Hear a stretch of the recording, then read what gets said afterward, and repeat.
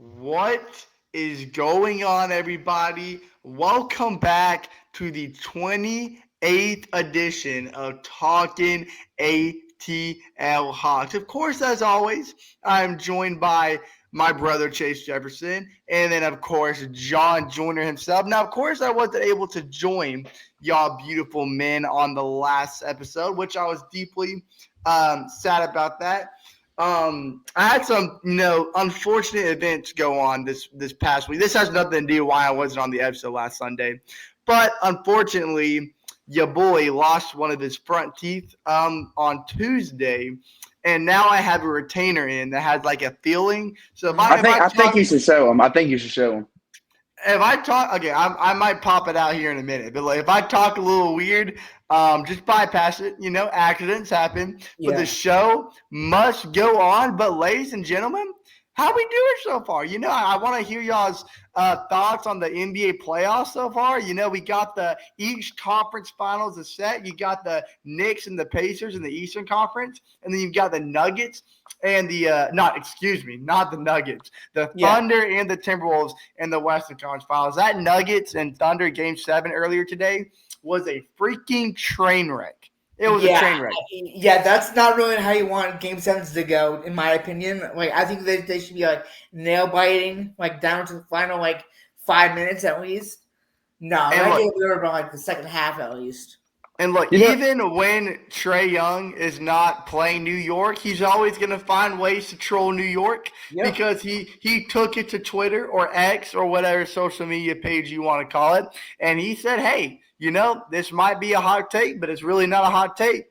OKC fans are just far louder than the MSG, baby, and I can't say he's wrong. That Oklahoma City crowd was absolutely electric earlier today. I was going to say, when Joyner sent that in the chat, I responded like, personally, I don't think it's really a hot take. Look, MSG, don't get me wrong, as disgusting as Knicks fans are, they are, sorry, I was thinking about something else. As disgusting as Knicks fans are, they're a strong fan base. The MSG gets loud, but OKC fans, I think playoff OKC crowd is on a whole nother level, especially when you're welcoming in the Denver Nuggets in a Game 7 for the Thunder to reach the Western Conference Finals for the first time since they had Russell Westbrook and Kevin Durant when they choked that heartbreaking 3-1 series lead, and Thunder fans have all the reason. I know this isn't a Thunder podcast. I just want to brag on the Thunder here for a little bit because Thunder fans have all the reason in the world to be ecstatic. This is a team that is dominating the league. I mean, today in this Game 7, it wasn't just a demolition. It was they completely outplayed the Nuggets on all levels. Think about it. Alex Caruso was guarding Nikola Jokic, and you might think on the surface that's a bad matchup. Absolutely clamp Joker all night long. That's an understatement. And as young as this team is, and to see them continue to play a team like the Nuggets, who are full of veterans with NBA final experience, and completely outplay them to march to the Western Conference Finals, the Thunder's looking at a team that's not just competing and dominating the league right now, but they're going to do the same thing for years to come, as long as they can stay healthy. We know Chet obviously has some history with injuries, but we love to see him finally be healthy in the postseason, and he's just contributing to the Thunder on levels we couldn't imagine. So shout out to you, OKC. I also do want to give a quick little disclaimer.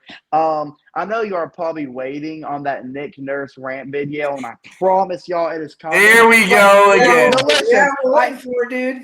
I really don't want to do it until I get an email back, but they're not reaching. Like, I thought we were having a little me and the 76ers were having a little email chat going, but they're not responding back. I really don't want to do it until I get a response, but it's taking a lot longer than I thought. Look, buddy, you have until the NBA Finals to get this thing done. Listen, hey, it's not on my time clock. Look, the ball's on the 76ers court. I did my part. Don't say that. Don't say that because the things have not gone well for them this year when the ball's in their court.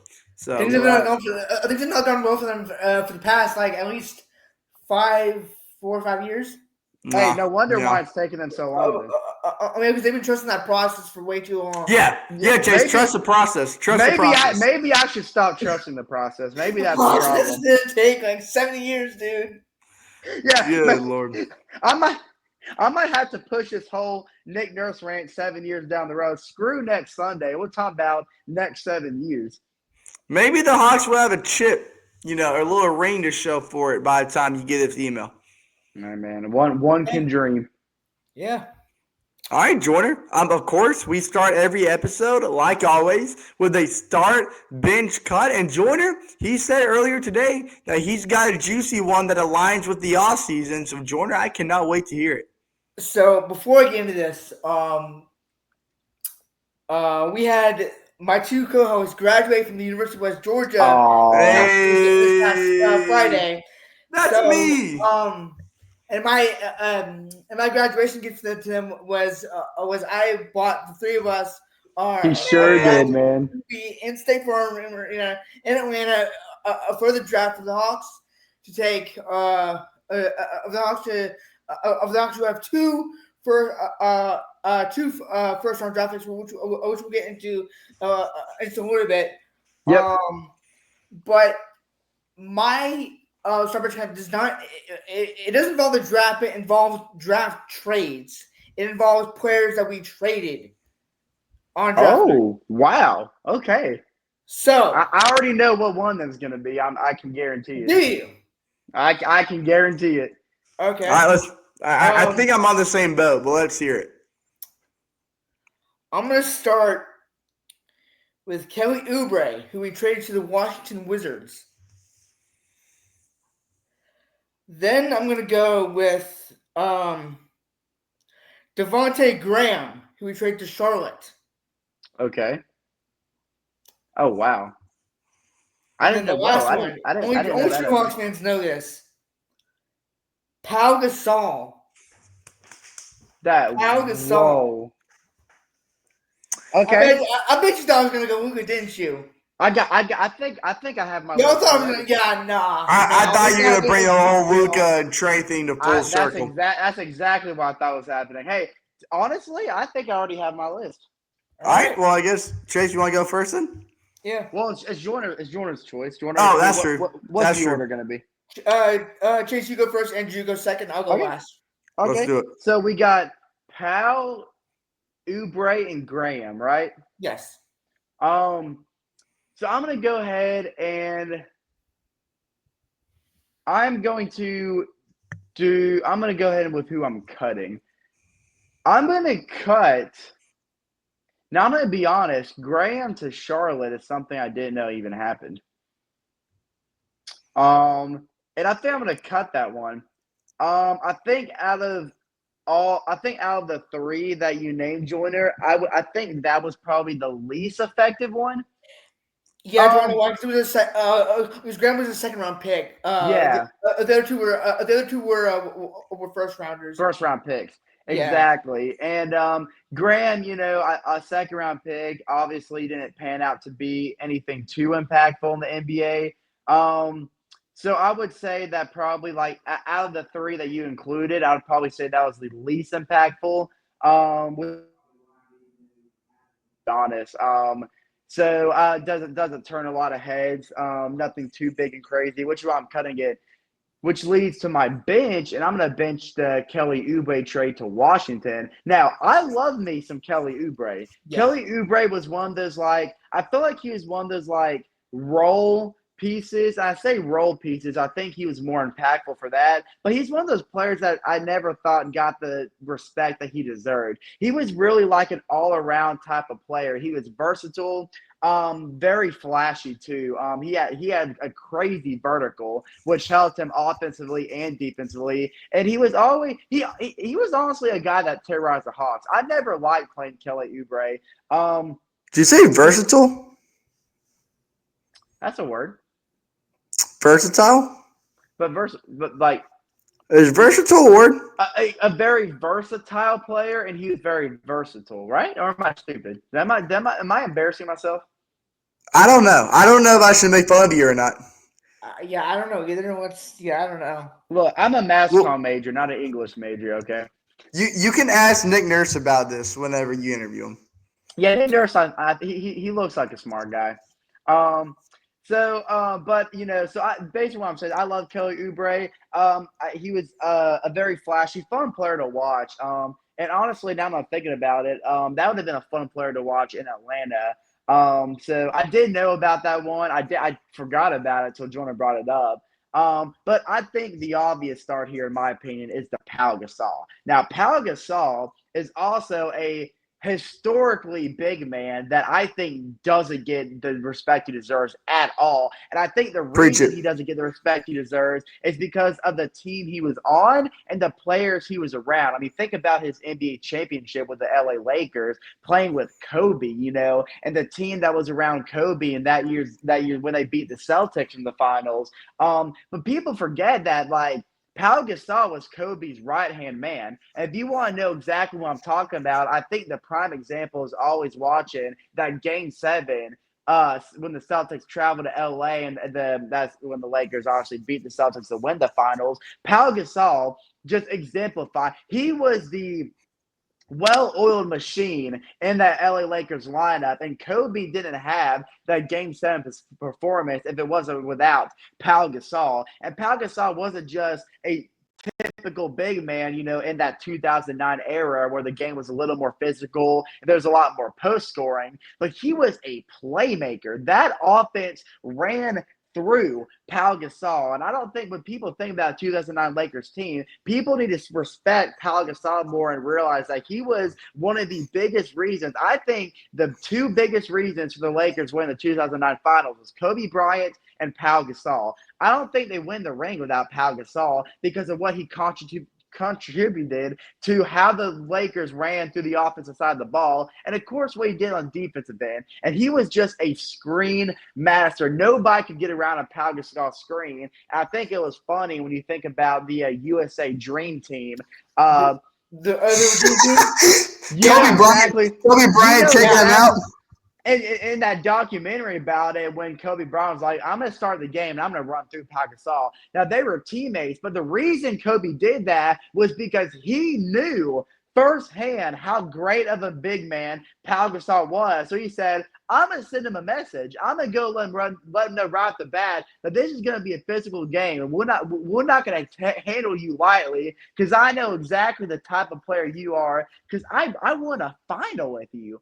And if Atlanta could have landed a man like Pau Gasol, I mean, look, the way the Hawks ran the offense in that era might have been completely different. That's how much he changed the game. And I'm speaking about his offense more than the defense because he wasn't your typical big man. He was a play-making big man, and I love me some Pau Gasol. And I think that's why he's a clear number one.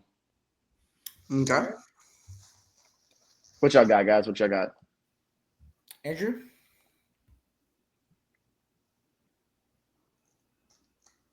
Oh, he's taking his retainer out. But he's about to be toothless. Oh, Lord have mercy.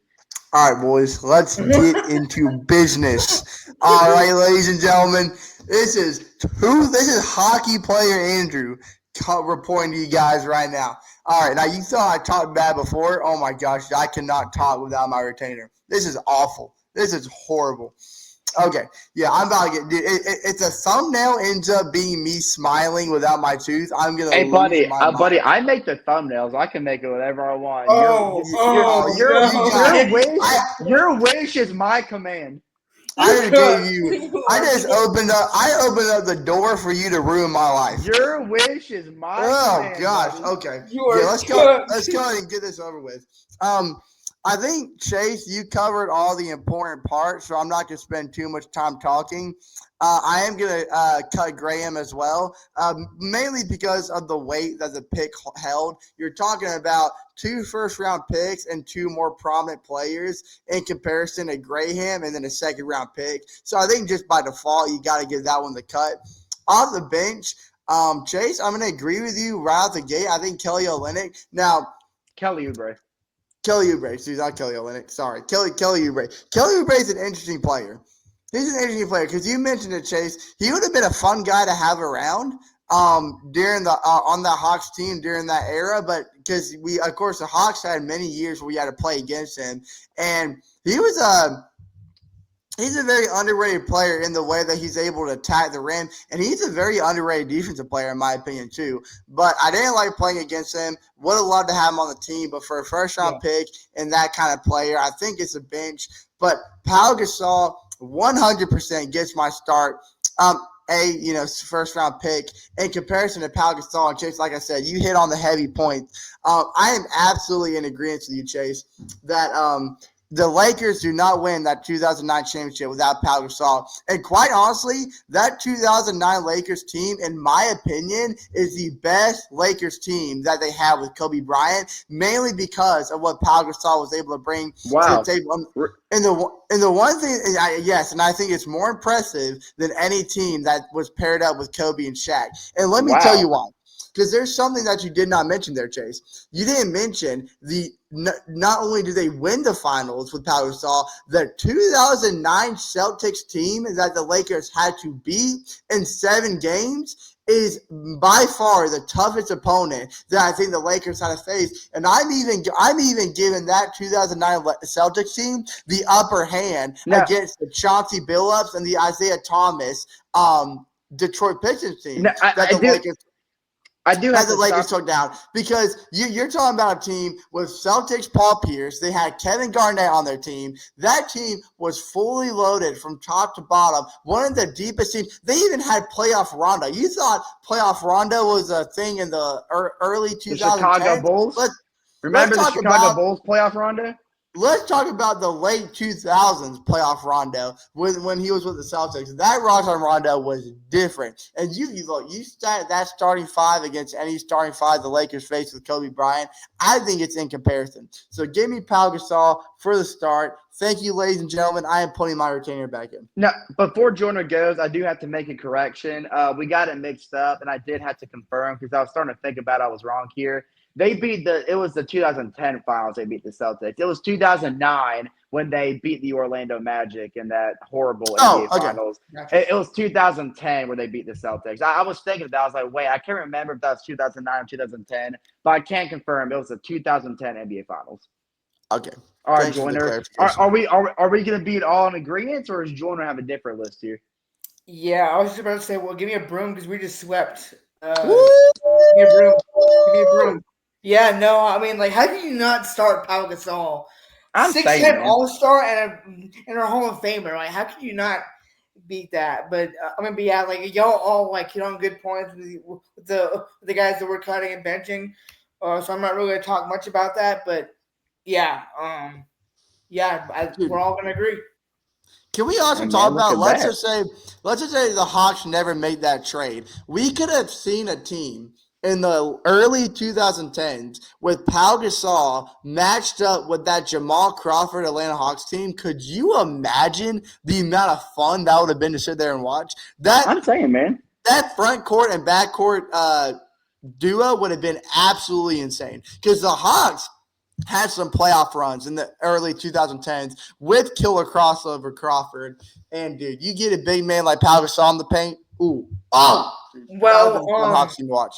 well, Pau was actually drafted in 2001, so I don't know if that's when Jamal Crawford was there, but Oh, he was I actually. know that. I was just saying if the Hawks never traded Pau Gasol Oh, okay, I and see what you're saying. we had him for the early 2000s. I should have made that more clear because I know My that bad. now looking back, I probably made that sound very confusing. But I was just saying, assuming Pau Gasol would have played his whole career with Atlanta, then he would have been stuck around that same era. But yeah. Okay. All right. So, I guess so. So I guess now that we got that start bench cut away, do we want to do another mock draft now that we I think know? it's got to be official now. I think it's got to be I official. think we had now that we know the exact order. I think it's only right because look, it worked out. Because look, Andrew and John did a mock draft when I had to take absence because I was at work, and then me and John were able to do a mock draft while you were taking absence, Andrew. And now that we actually know the actual order, I think it's just perfect harmony that we're all doing All this right, one bye guys. together. Y'all can do it. Now John's in a ditch between me and Andrew. We gotta Wow. even the playing field. Yeah. But before that, can we just talk about it? I think we have to talk about it. Okay, let's talk about it, Dallas. dude. I mean, We have to Joyner, talk about it. Joyner. Like, Look, me and Andrew had some couple of conversations with people at church about today. But John, I want to hear your I want to hear you rant about this. I haven't heard a John Joyner rant about this yet. I mean, either. Either like I don't want to say the draft lottery is rigged. I don't want to say that because we won it last year, and like we don't know how Atlanta sports are. We don't get You're lucky. right. It's like we get unlucky, with the Falcons, the whole Super Bowl, the countless like Braves first round exits. They found a Hawks playing first round exits. Like Right. like the city of Georgia, besides the Bulldogs, like aren't. Besides the Bulldogs, the city of Georgia besides the Bulldogs, like we don't win championships here. Hey, Besides the Braves 2001. Atlanta hey, But United. get some love to Atlanta United. I know I'm you know. saying 2018. right, Come okay. on now. But I'm not really that into soccer, which I probably should start to get into soccer, but I'm not that big of a soccer guy. Um, That's fine.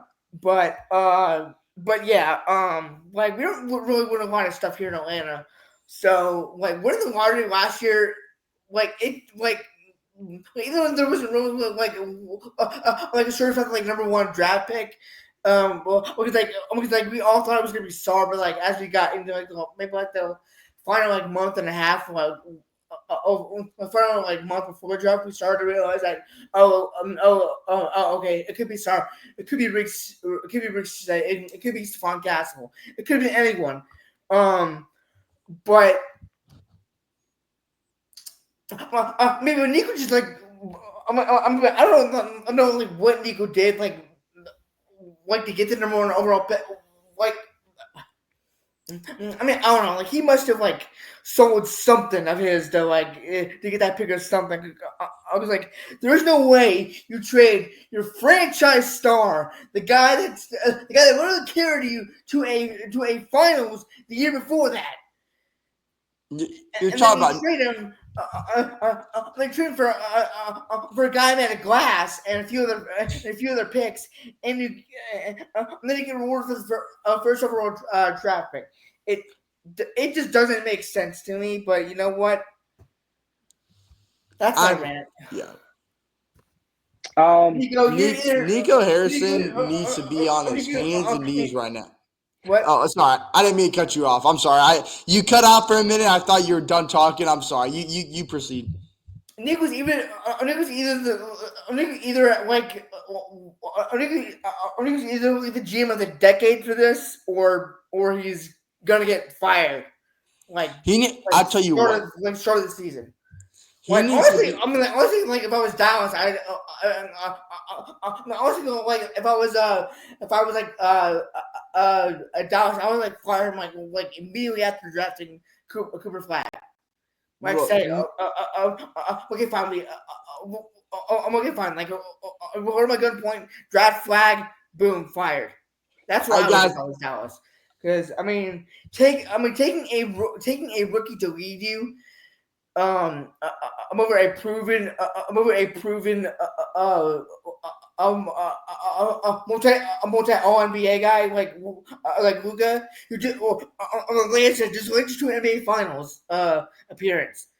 I don't know. I don't know because they still have Kyrie who's gonna be out for pretty much the entire year. Because remember he tore his I think it was like his like ACL or something like that. Yeah. He's an injury, and then he's got like Anthony Davis, who's again made of glass.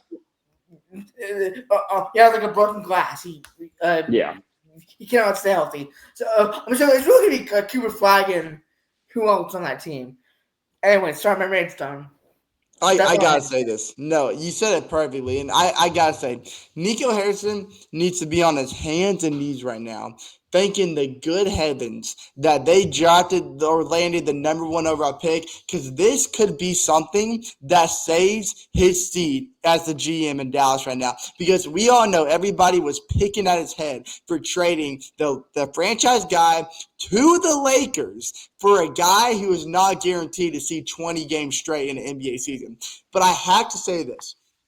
I have never in my life seen the chips or the cards fall the way that they have for Nico Harrison. Because as controversial as a move as that might have been, his reasoning behind trading Luka might just be I'm the most accidental genius play of all time. Because yes, his reasoning for trading Luka was he was concerned with his conditioning, concerned with his weight, and how that might affect his play down the road.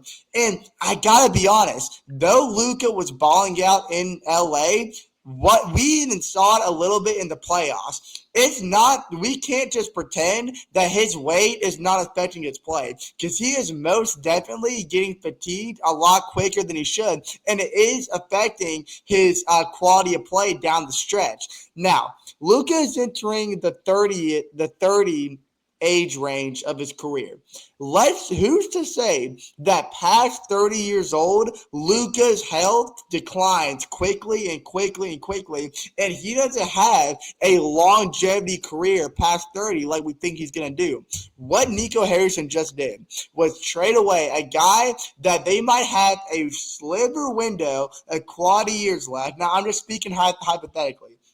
But let's just say they threw that guy out the window, which landed them the number one overall pick because it increased their lottery odds for a guy in Cooper Flag who could just be the next version of Luka Doncic, and you pair him up with Anthony Davis. I know his health's going to be a concern, but let's just say by the grace of God, Anthony Davis is able to stay healthy. Kyrie Irving gets in full health. You got three-headed monster that helps develop Cooper Flag. And as Cooper Flag develops throughout the years, he's going to become eye candy to other players around the league who's going to want to play alongside him. You're going to get a crazy offseason 2 or 3 years down the road, and all of a sudden, you've got another final runs on your hand. A final runs that could lead into a Dallas dynasty. If the And chips if the chips fall the way that I just prophesied right now, Nico Harrison ironically becomes the best thing that's ever happened to Dallas. and look, Talk and about a comeback story.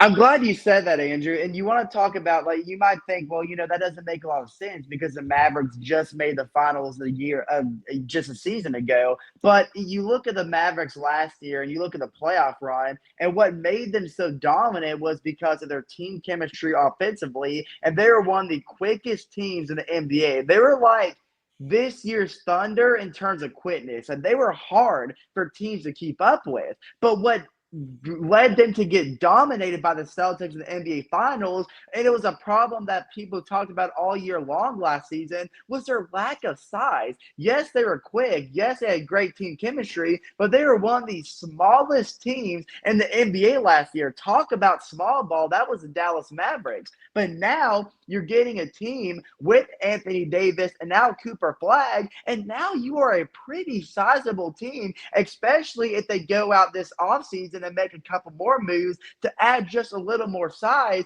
And Cooper Flag is a playmaker himself. He is a taller Luka Doncic, if we're being honest. So, and with a guy like Kyrie Irving and even Anthony Davis, you're not losing that team chemistry. You can still be a quick team, but now you have size that can help you on defensive end, which is something they were lacking, especially in last year's finals. So this could be, like you said, another finals run team that's more suitable to hold an NBA trophy this time. But Joyner, I'm going to go back to what you're talking about. And you said that you don't believe the NBA lottery is rigged, and neither do I. And I am not by any means a conspiracy theorist. But this is kind of giving me the same vibe of the infamous 1985 draft lottery when the Which Knicks was rigged. mysteriously won the NBA draft lottery despite their crazy odds that were completely against them. Now, David Stern was the NBA commissioner at the time, and I'm sure we all seen the video. I even watched a little documentary about this when, of course, we saw the replay of David Stern, before he would put the envelopes in to mix the little ball and pull out who won the lottery.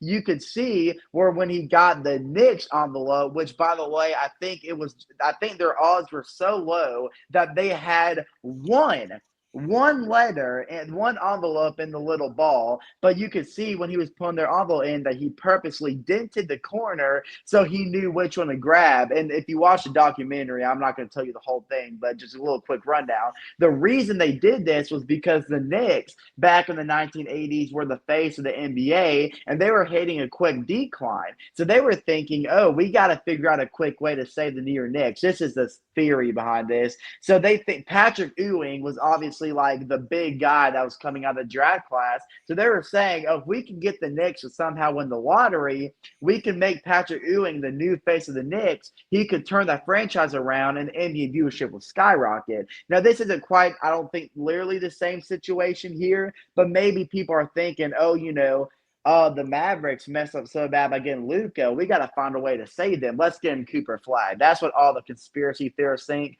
I don't think that's what this is. This could be a simple case of the Mavericks doing what the Hawks did last year and just like courageously and mysteriously winning the NBA draft lottery. That's what I'm thinking it is. But Nico Harrison, like you said, Andrew, now has the opportunity to be one of the most loved GMs. If his plan comes to fruition, he gets Cooper Flag. AD can somehow stay healthy. Kyrie can rebound well from this ACL injury. That is a three-headed monster that could terrorize the NBA next year, and Cooper Flag will continue to flourish into what we can only imagine how high his ceiling is. And there's no telling what the Mavericks can do in future off seasons because, of course, like Victor Wembanyama, everybody's going to want to play with Cooper Flag. So you can imagine they're going to pull some superstars their direction. What's And wrong there's with no Wembanyama? What's wrong with Wembanyama? There's no telling where the Mavericks franchise can go now. So it's kind of funny, like seeing after the Luka trade, all these Mavericks fans outside the stadium putting the Mavericks logo in a coffin, saying their franchise is basically over. But in a blink of an eye, there's a new direction that the Mavericks franchise is going, and there is no telling what can come for this. So all of a sudden, Mavericks fans have a new reason to be excited again. And if Luka can't get his weight under control and he turns out to take a little dip towards the later end of his career, we can look at this, and crazy as this is, we can look at this and say this was a trade that saved the Mavericks franchise. Absolutely. Cinema. And the Hawks franchise, if you think about Cinema. it. And the Hawks franchise. Yeah, and the Hawks franchise. Exactly. Because, hey, Trae Young is still an Atlanta Hawk, by the way. I just want to point that out. Yeah, I think we should put. I think we should point that out. Yeah, it's worth noting. It's definitely worth noting. Well, y'all boys ready to hop into a mock draft? I'm excited about this. Yeah, do you want me to pull it up? Go ahead. Go for it, Jordan. Go for it. Just let me know when you have it pulled up, and I'll do what I need to do on my end, I guess. All right.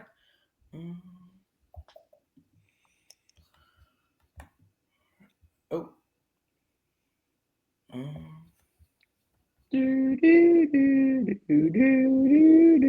I'm playing some elevator music while we wait.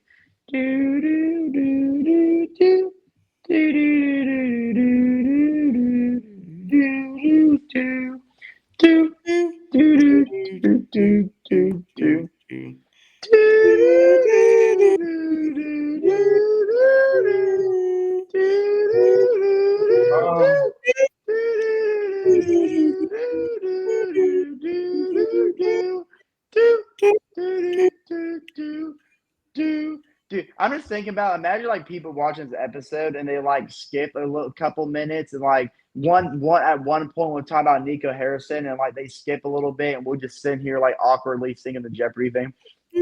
All right.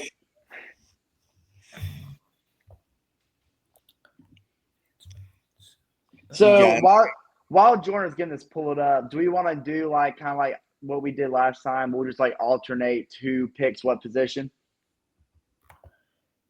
Yeah. All right. Um, Wait. so I guess Andrew, since you lost a tooth, Joyner, you're going first. Go, man. Okay. I mean, oh, so do we start? So does it start like at the second pick then? 'Cause I'm assuming that. Let's start the second pick because I'm not going to make you say Cooper Flag Joyner because I'm pretty sure we all know who. Unless, oh, how funny would it be if Nico Harrison doesn't get Cooper Flag? You know how irate Mavericks fans would be. And Oh my gosh, I do. There's no shot that would ever happen, but if it did, I promise you, the city of Dallas will be 2011 Vancouver if that does happen. yeah, man. Alrighty. Can you all see my screen? I can see it. Yes, sir. Pretty, pretty. Alrighty. With the first overall pick, the Dallas Mavericks are going to trade this pick to the Hawks for Dominic Barlow. I'm just kidding. They're going to take Cooper Flag, obviously. I mean, because like Nick Harrison is trying to save his job, So Of course, of course. Cooper Flag, you're going to stay in blue. Just don't gain weight. That's all I'm saying. That's a Yeah. one restriction you have. The Mavericks better hire a new nutritionist before Cooper Flag Just- comes in. Just don't gain weight and don't drink beer in finals or whatever. Oh yeah, yeah. Nico Harrison does not like that. Yeah. All right. Who? Second pick. Who's this?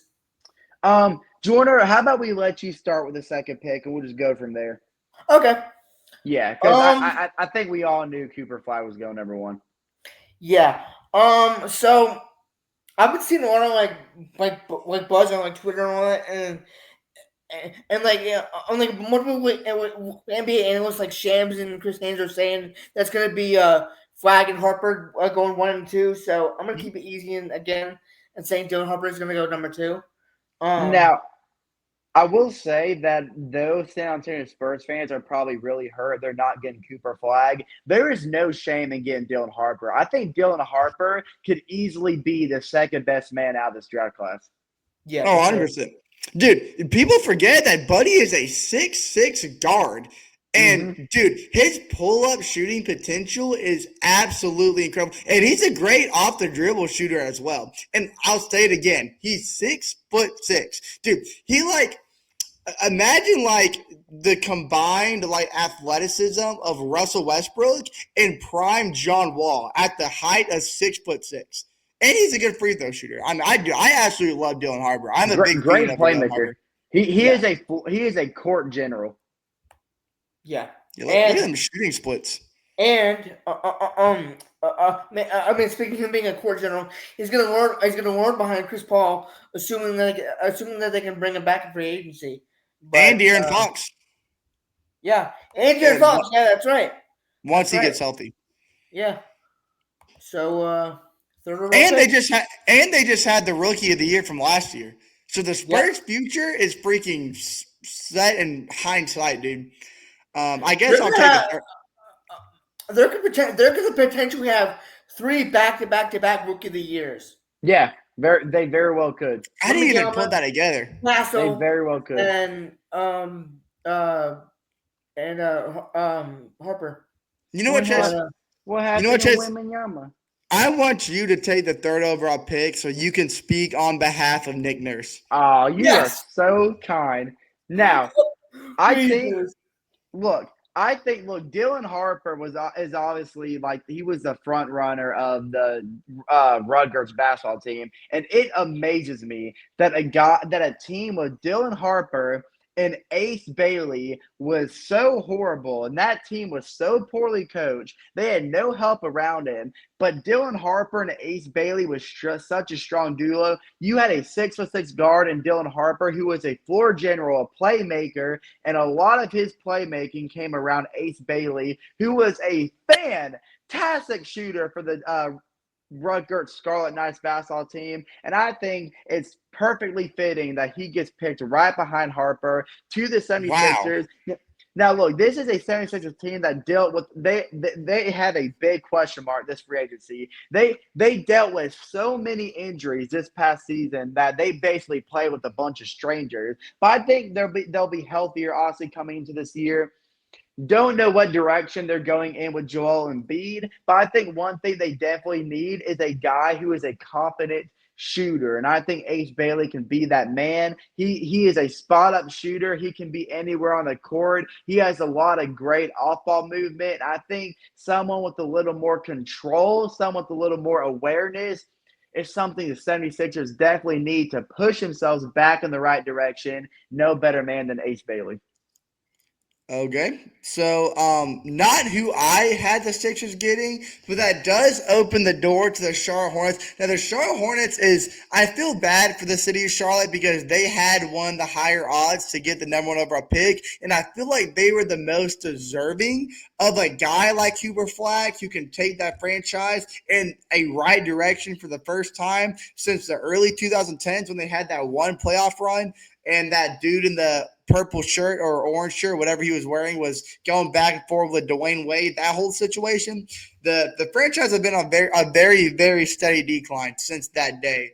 But let me tell you, sitting with the fourth overall pick, assuming that this is how the first three picks lay out, they've got a decision to make between Con Knipple, the guard out of Duke, and VJ Edgecombe, the guard out of Baylor. It is a coin toss for me, but I feel like I don't know. I feel like with the length and the explosiveness that Con Knipple has for an NBA wing, because he's very tough and he has a lot of good like secondary skills that I don't think a lot of other guards have in the draft class. Like his ability to create shot selections and um, I think Concanuple's time playing alongside guys like Cooper Flag and being the perimeter playmaker for a guy like Cooper Flag, because you could argue that Concanuple is the best shooting guy in this class, because I think it was like a 41 percentile is what he had uh,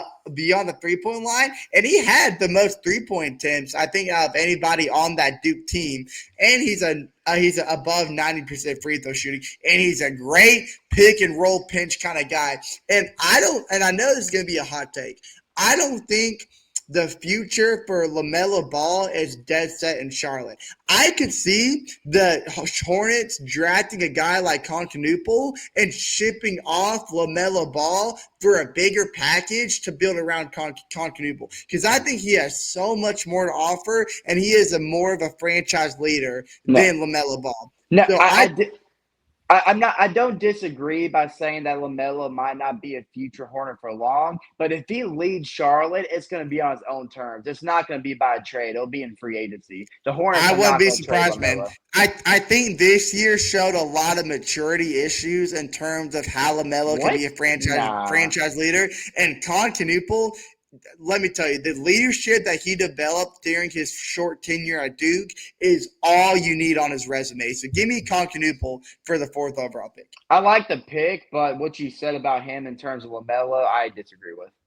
All right. All right, Joyner, flip But over I to the like the fifth, pick. I baby. like the pick. Yeah, so that's screwed. Okay.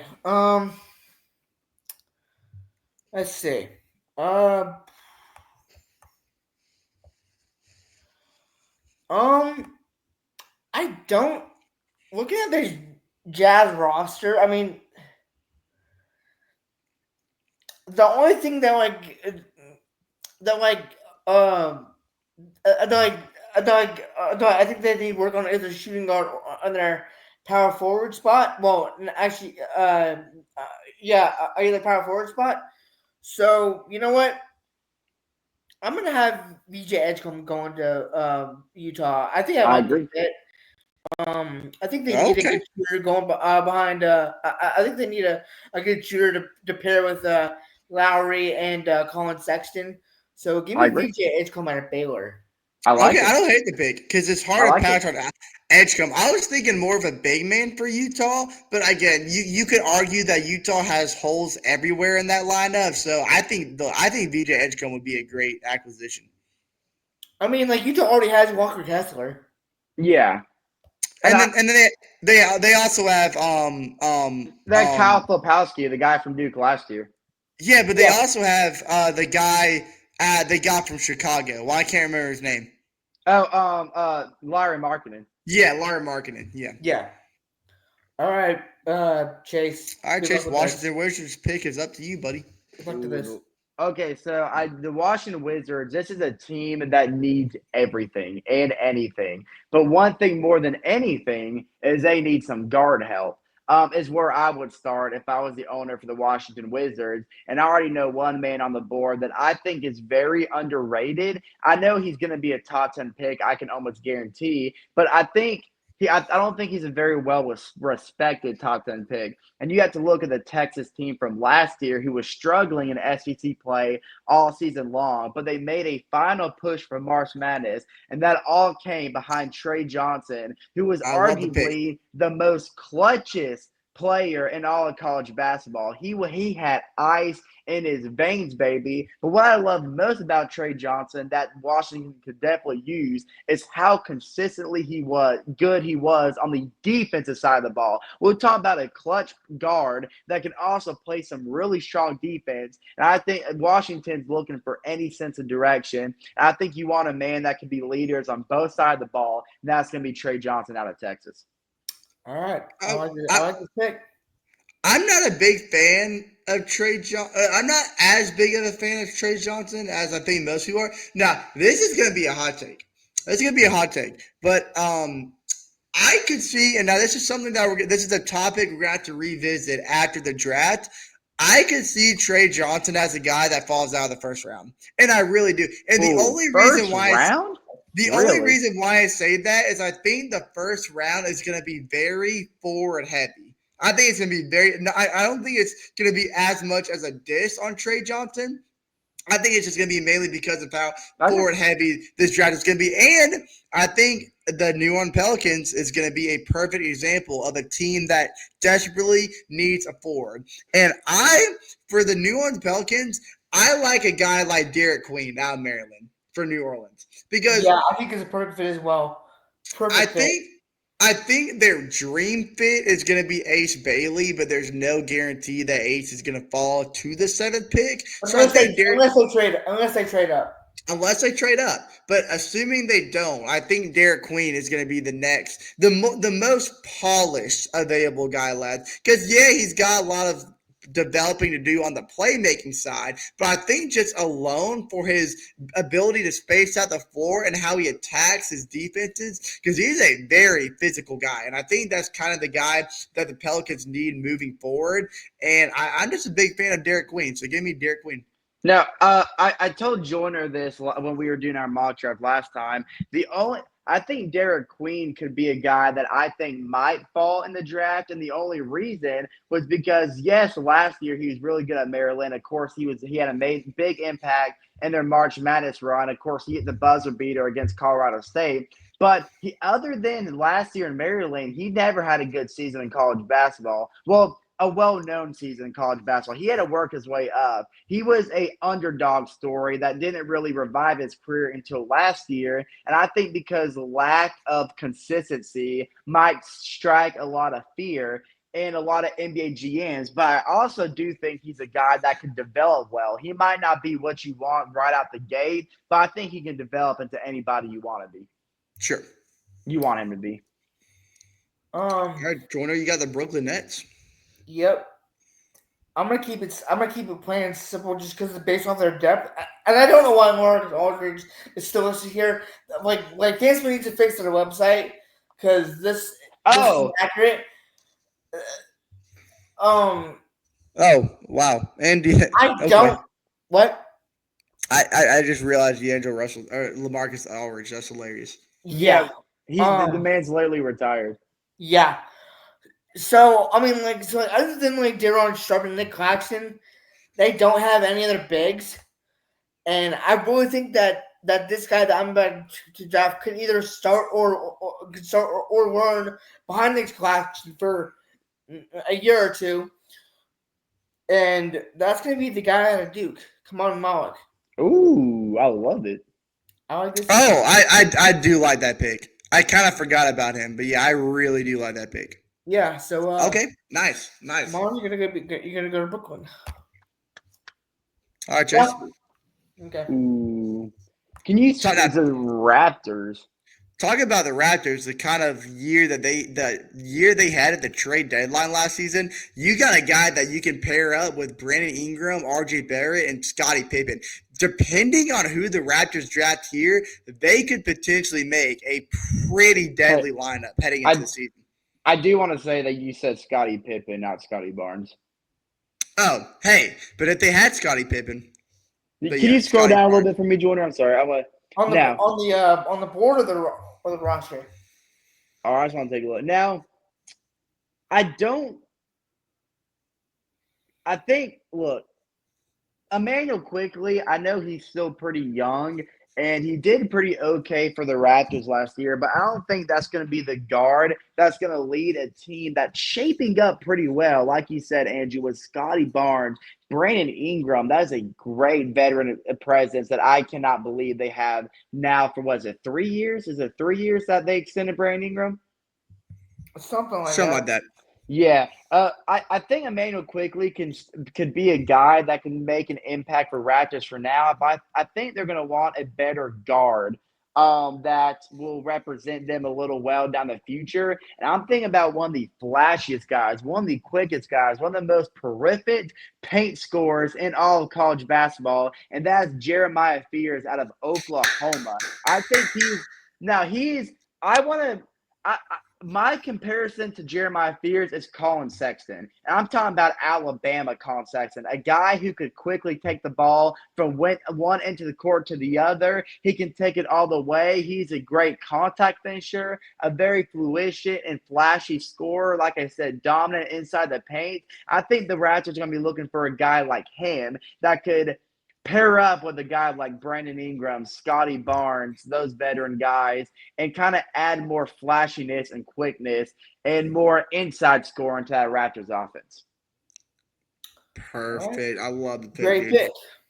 Now, I will say we are on pick number 10. I say let's try to speed up a little Yeah. bit since we are already 51 minutes in. Oh, I wasn't even looking at the time. Oh no, Yeah. you're good. Okay. Just for the sake of the time, but Gotcha. I do have the perfect pick off the board for the Houston Rockets because I think you look at the Houston Rockets, the young core that they've already created. I mean, you've got Jalen Green, you've got Fran Vliet, which I think was a great veteran presence for that team. Even Dylan Brooks, as much as I hate the guy, but if you give him another guard like Kasparis, I think Jack Hunis is how you say his last name. Yeah. Casper Jakunis out of Oh, Illinois. I love that dude. Now remind you, he was trending as a top 5 pick early in the early NBA mock draft before the actual order was selected. Now he's a Lithuanian, and Lithuanians have been steadily making their presence known in the NBA. And again, he is 6'5". I am a fiend for point guards with height. And I will say he does have to cut down his turnovers a little bit because during Big Ten play, his turnover numbers were rising just a little bit. But throughout the year, he was able to routinely get that rhythm in to be more of a playmaker. But I think just his explosiveness and transitions and off turnovers is ridiculous. As a freshman too, he just showed a lot of good defensive abilities. So I really like that pick for Houston. All right. All right, Very what good. you got, Joyner? Alrighty. Look at the roster real quick. Um, they got Scoot. They got they got a good young. They got a good young guard duo in Shaden and Scoot. They did trade for Denny, who did was doing pretty solid for them. Um, and I think Jeremy Grant is getting like more like on the older side. So um, I'm not having taken Colin Murray Boyles out of South Yes. Okay, Carolina. good pick. Love that guy. Good pick. Love that guy. Gamecock is going to the Portland. As Good pick. crappy as South Carolina was in basketball, they had one of the best big men in basketball. Absolutely, good pick. All right, Chase, who the Bulls picking? Ooh, the Bulls. Now I'm thinking now Chicago. This is a team that's going to start going in another direction, especially with the loss of course, DeMar DeRozan, Zach Levine. Um, And I think with that, I mean, of course, they're still hoping LaMelo Ball can be healthy at some point to help Lonzo. them down the road. But I think for them, they're gonna look for like a replacement, like Zach Levine, a kind of like a bigger man that can help them in the post, kind of maybe a little bit of ball like direct some off ball movement. And I think a good candidate would be the big man out of Georgia, Asa Newell. I think he can be the guy that could pair up with LaMelo Ball. Why am I forgetting his name? Kobe White. I don't know. I was forgetting about Kobe White's name. Josh Giddey. Josh Giddey. I mean, they got some guards that could do some decent stuff on the offense, but they need a guy that can help direct off ball movement, post paint, grab some boards. I like Asa Newell. Now, for the record, Aston Newell is who I want the Atlanta Hawks to draft. So if he does land a pick later, I'm not going to argue with that. But because I had the leisure of picking for our Atlanta Hawks, I'm going to do us a very, very big favor. Because I'm going to give us a guy who, by the way, this guy that I'm about to name has already proven himself that he can produce at a pro league level, despite him being the second youngest player in the NBA draft. This guy is a Frenchman, and he's going to be in the same age range as Zachary Richardson was, because if the Hawks draft him, he'll be drafted at 19 years old. But before he played at ULM, he spent some years in the German league where he was a very impressive defensive player who has a lot of good interior scoring routines. He stands at 6'9", and he is a very fluid athlete who can do a great job covering the perimeter. And Lord knows that the Hawks need help covering the perimeter. Give me Nosa S. Eugene, the forward out of ULM for the Atlanta Huh. Hawks. All Okay, right. we dropped the Okay. freshman. Look, I'll that is take going to be another Frenchman. that is going to be back-to-back Frenchmen that the Hawks pick, back-to-back forwards. Can you imagine a lineup with Trae Young, Dyson Daniels, Jalen Johnson, Zachary Richardson, and Nosa S. Eugene? Oh my! I know obviously he won't get the start right off the bat because we'll have a Onyeka Okongwu. I'm just talking about down the line, and of course you can always fluctuate them on and off the bench. I absolutely love that. They could get probably equal minutes. All Okay, right, Jordan, you got the San Antonio guess- Spurs again. Here they go again. I guess we drafted the Spurs again. And as we all know, this was our pick that we traded for Murray. They're going to be another dynasty, dude. I swear. Let's see. I already had him taking Dylan Harper.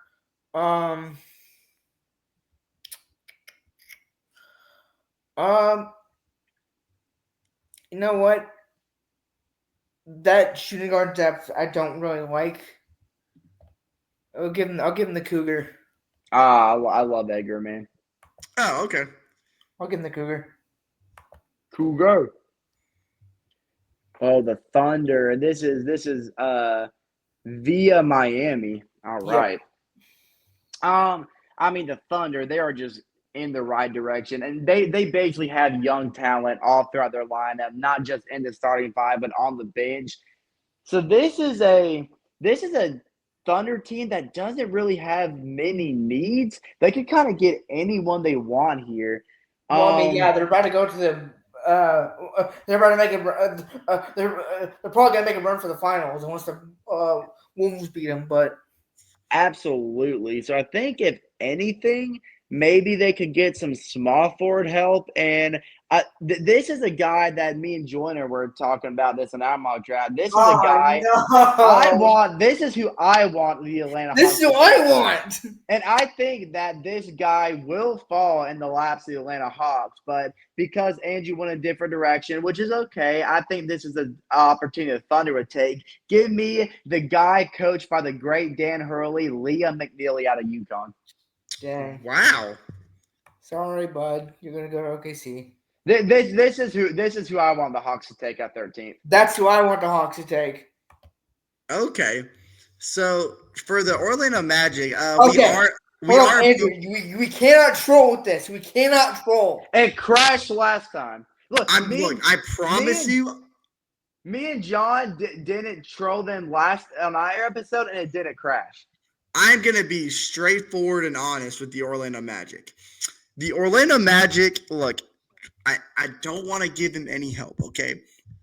But I'm gonna give them a guy who was also coached by a great coach and Tom Izzo of the Michigan State Spartans. Now, I think that this guy he kind of had an interesting path with Tom Izzo because he didn't start as a starter right away. It took him a couple years for him to build that starting role with Tom Izzo and gain that trust. But by the time he did, sitting in that bench, he became a better true shooting guard. His percentage skyrocketed to 62.4% from beyond the arc, which makes him one of the best perimeter scorers in this NBA draft class. And I think that's exactly what the Orlando Magic need right now. Give me Jace Richardson out of Michigan State. All right. Now, Jordan's got the Minnesota Timberwolves, and I do want to say we just did approach an hour. Just giving y'all a little time restraint. Yeah. Yeah, so I'm about to just start drafting with no context.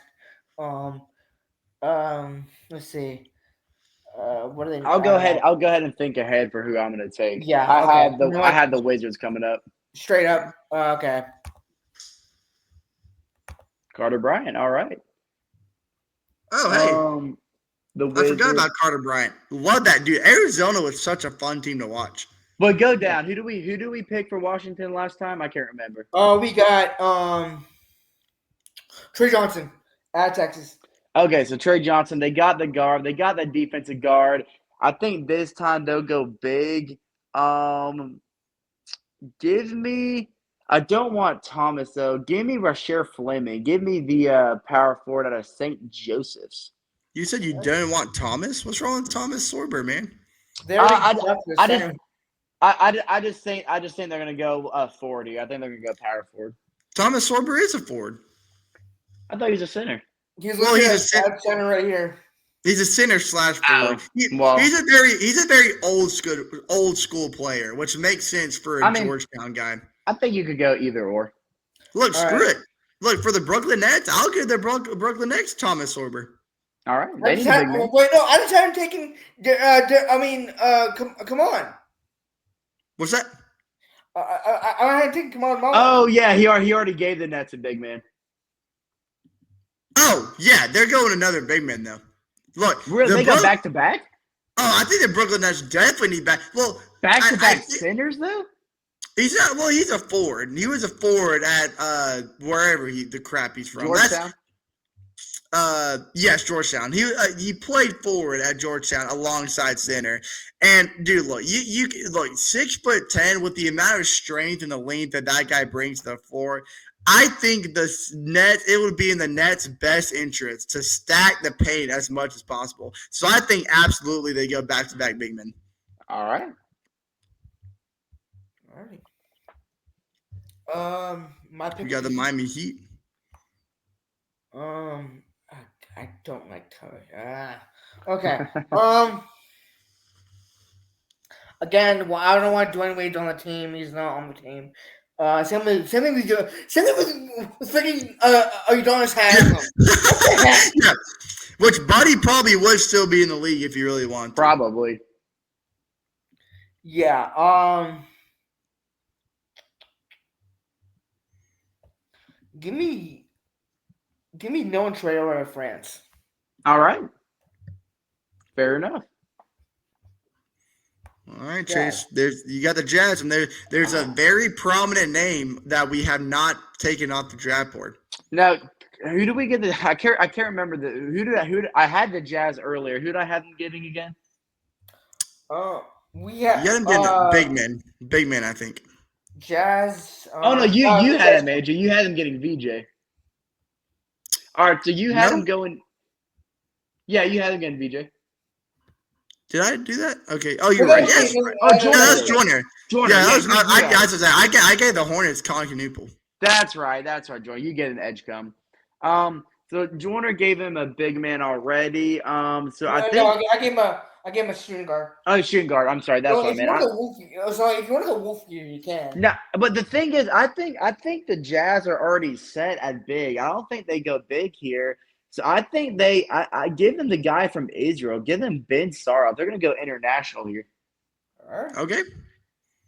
Now, I don't think this is going to happen in real life, but because I get the Hawks pick again, if the Hawks happen to land this guy because he's still available, which I don't know how any of us didn't take him off the board yet, because of the insane national championship run this guy went with his huge scoring performances and the clutch daggers that he had that instantly boosted his draft stock.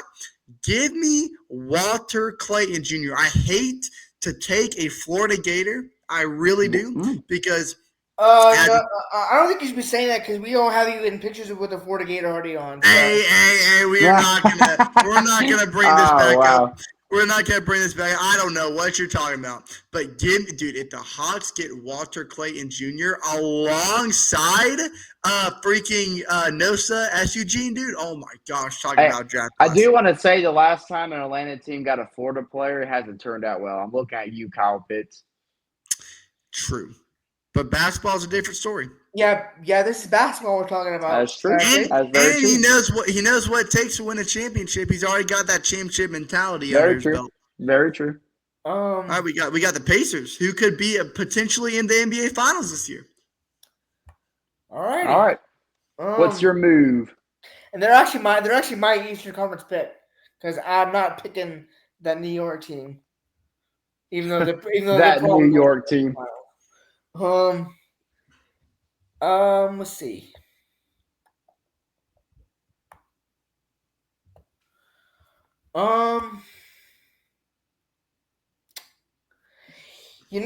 Miles Turner has been wanting out of Indiana for at least I think 2 years now. I see where this is going.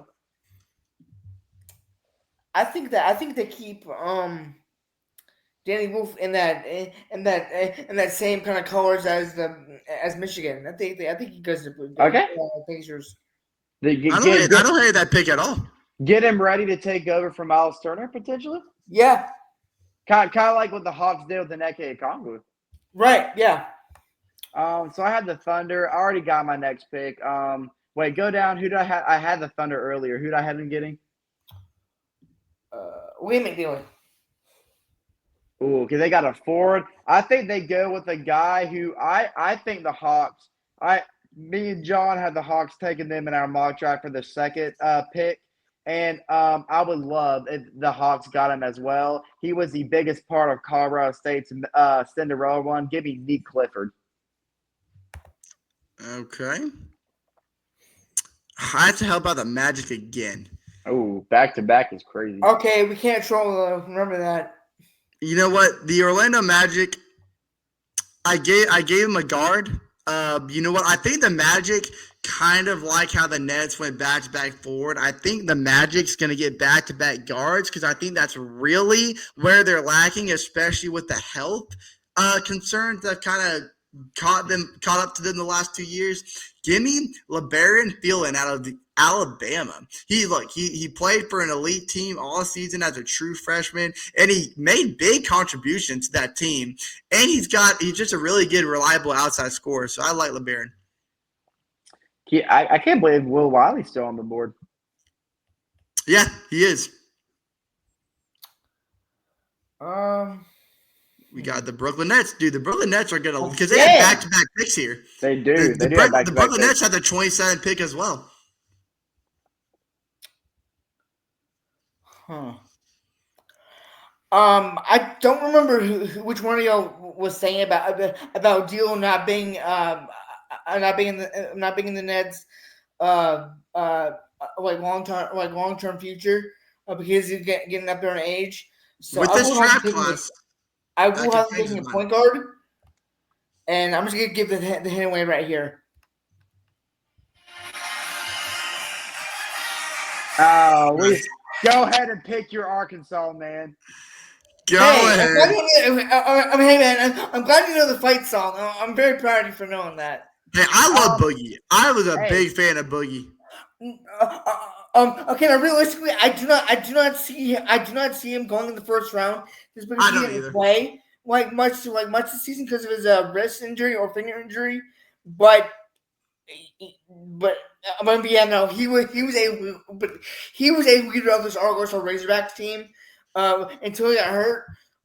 Look, I know it's unlikely that the Nets go 3 straight forwards, but you could have done a Do Thiero out of Arkansas. Yeah, I could have. Yeah, but nah, I didn't want to do that.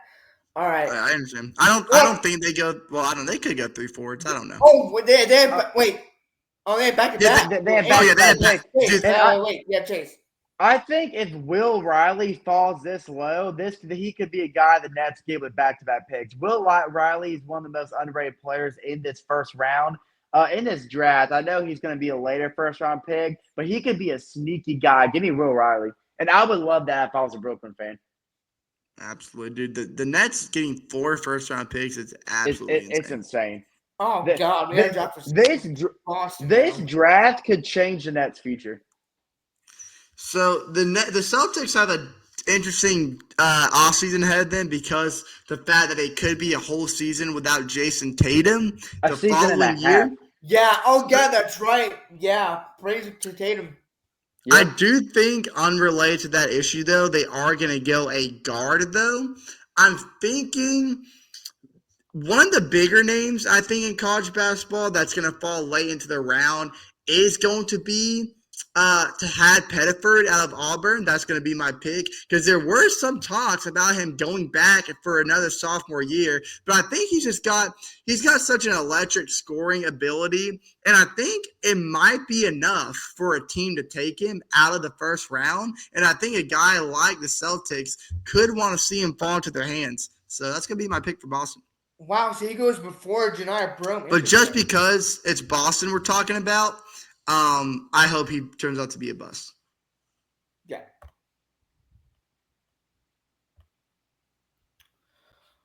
All right, Phoenix. I mean, like you got Kevin Durant. We don't know for sure what like Phoenix is in a is in a lot of deep crap They are. because of because just 'cause like how there's like rosters and like how much they gave up for Kevin Durant, and it just has not worked out for them. And they just So fired Mike Boonholzer, too. yeah, jeez, so I might have him taking. The replacement for Kevin Durant. I'm gonna go Hugo Gonzalez out of Spain, Okay. I like it. and I believe this is the last pick in the draft. Which would be the LA Clippers. Let's see.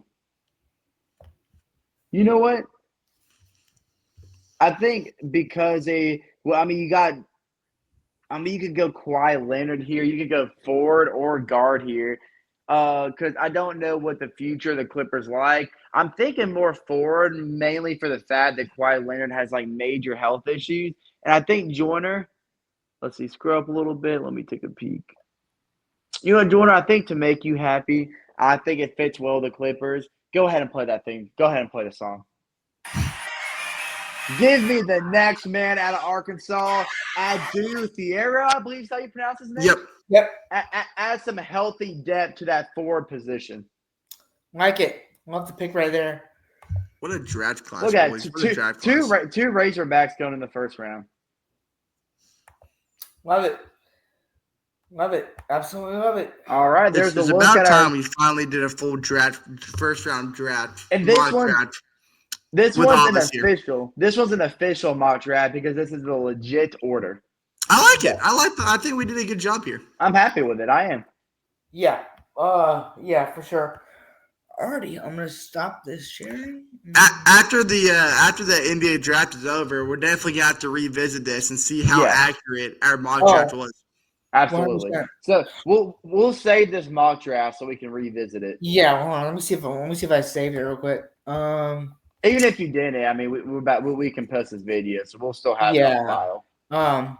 And like here's the thing too, is like I mean the draft is still like a month away, so we could do one more. Yeah, Because we still can do have, more. because, We like, can do we more. still have a woman in the comments over, but we still pre-draft workouts for teams. So like other Exactly. teams pick like other players, someone could get hurt. I mean, someone could get hurt in those pregame workouts, so that team And maybe physicals, stuff like that. maybe So we could even do a second round mock draft because I mean, there's some players that I think could be sneaking the second round, and one of them, watch him in the NBA draft combine because he's already tearing it up, and that's my Florida State boy Jameer Watkins. I'm just saying he Yeah, could be a sneaky second round pick. I all agree. right. Couldn't agree more. But guys, thank you so much for watching, guys.